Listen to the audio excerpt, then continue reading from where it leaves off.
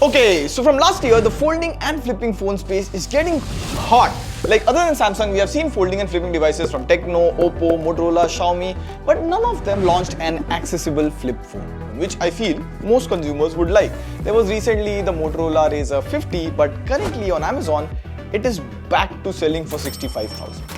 And now Infinix is joining the flip side with this all-new Zero Flip. I like the name. And as per rumors, this would be priced under 50,000, making it the most accessible flip phone. Now, I know what you might be thinking. A flip phone under 50,000, like how is it different? Moreover, what's the catch here? So stick around till the end. This is Pradeep, you're already watching TechWiser. Let's flipping go. Flipping. By the way, this video is made in collaboration with Infinix, so we'll be talking about what you get with this phone and the other features.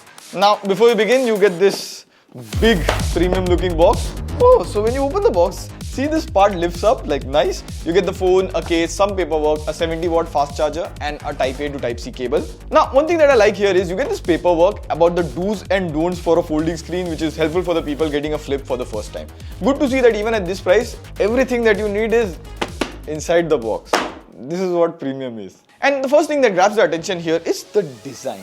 Like the back here has a soft matte texture with patterns, and depending on the angle you look at it, the pattern keeps changing. Now this happens because the back is made up of multi-layered glass, and you also get Corning Gorilla Glass 7 protection. And the side frame is made up of brushed aluminum metal. Now the Flip Zero comes in rock black and blossom glow. I like this black color, actually goes much more my personal style. Now Infinix claims it can withstand 4 lakh folds and there is no squeaking sound while opening and closing the flip.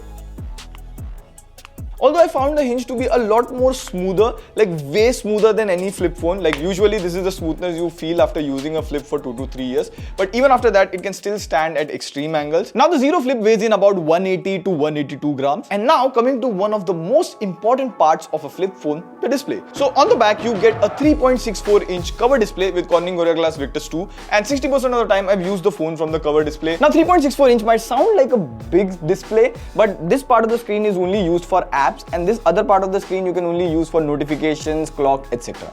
What I like here is adding apps on the cover screen is very simple. All you have to do is tap on the pencil icon, select the app that you want to run on the cover screen, and boom, done. So I've added apps like WhatsApp, YouTube, Instagram, Rapido. Like I used to book cabs on Rapido, so I can easily choose the pickup and drop location and I can book the ride. Smooth. Also replying to text on WhatsApp or Instagram, it's easy. The only thing is the space is horizontally crammed up, so like typing for a long time on the cover display might feel a bit uncomfortable. But I get the point that you would need this cover display only for quick replies. Now the cover display is perfect for watching reels and shorts, like while traveling via metro or bus. You can also play games like Subway Surfer. Now I know what you guys are thinking. Can you play COD or BGMI on the cover display? Well, it can run most of the apps on the cover display, but you cannot run BGMI or COD on the outer display, which is, of course, this is meant for hyper casual gaming. And if you swipe just right on the home screen, you can switch between some cool wallpapers on the cover display.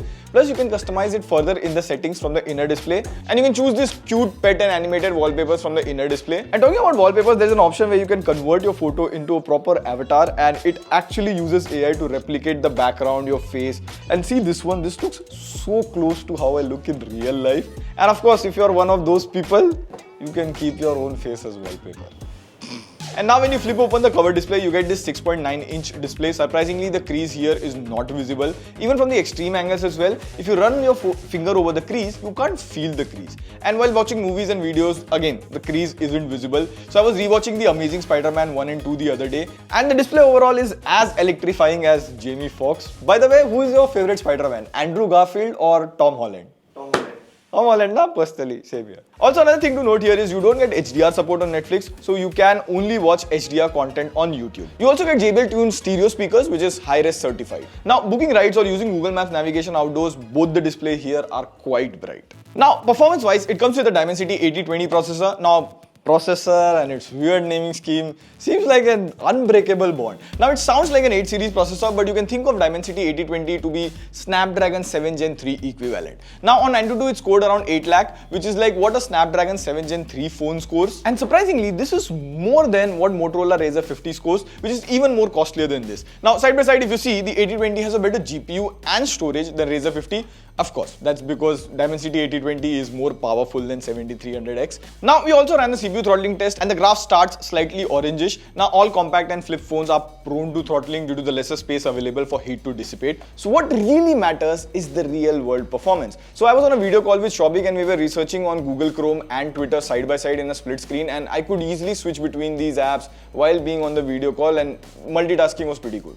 We played BGMI on smooth and extreme frame rate, that is 60 FPS, and the performance was fine. The phone does heat up a little bit, but the frame rate doesn't drop. One interesting thing to note here is there's only one variant that starts at 512 GB of storage, which is UFS 3.1. Usually in this price range, you get 256 GB base storage. Other than this, it comes with a 4720 mAh battery, which supports 70 watt fast charging, charger included in the box. It also supports 10 watt of reverse wired charging, which might come in handy if you want to charge other phone or a TWS in an emergency scenario. There's no wireless charging over here. It comes with a side-mounted fingerprint scanner, which is pretty fast and does the job. Now, in terms of camera, you get a dual 50 megapixel rear camera setup. Now, we have seen brands either go with main camera or telephoto camera. This one here has a main plus ultra wide angle camera. Now, in daylight, the main camera takes nice and sharp photos. Skin tone is slightly off, but the colors and all are fine, not that boosted. Now, while using the portrait mode, I came across this weird bug. While clicking Yash's picture in portrait mode, the background won't get blurred. It's perfectly fine when you do with the front camera.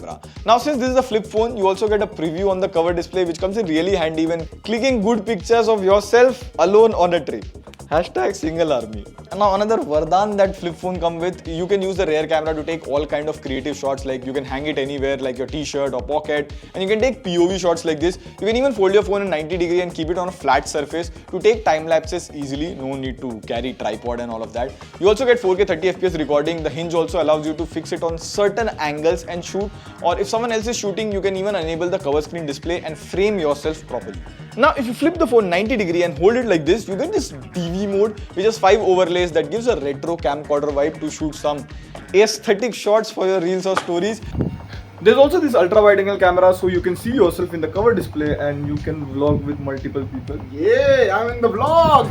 It's not a vlog. And on the front, you get a 50 megapixel selfie camera, and it takes good selfies. You can see the photos like this. Plus, it can also shoot videos in 4K 60 FPS. Now, all the main ultra wide and the selfie camera can shoot in 4K. There's also this GoPro collaboration where you can connect your GoPro directly to the phone. So if you're someone who wants to create content, then this phone has got you covered. So until now, you must be thinking that this is too good to be true phone. But here is where the phone flips. Like, looking at the software side of things, Infinix Zero Flip comes with the latest Android 14 running on Infinix XOS 14.5 out of the box. It comes with many AI features as well. For example, if you long press an image, the subject will turn into a cutout sticker. There is also this Folex AI, which now runs on Google Gemini. So let's say I wanted to summarize this article. I'll just hold up the power button and Folex shows up. I'll choose the summarize article option, and here is the summary. You also get the sketch to image in the Notepad app. So you can draw a rough image and press generate, and then you can even pick up styles. Well, these things here are good, but there are some things which can be improved. Like, there are just too many steps in between me and the result. I tried to generate an email for sick leave, but it was unable to do it. There's also this magic eraser in the gallery, but the results are okay. So where does this phone stand? See, if you want to buy a normal phone,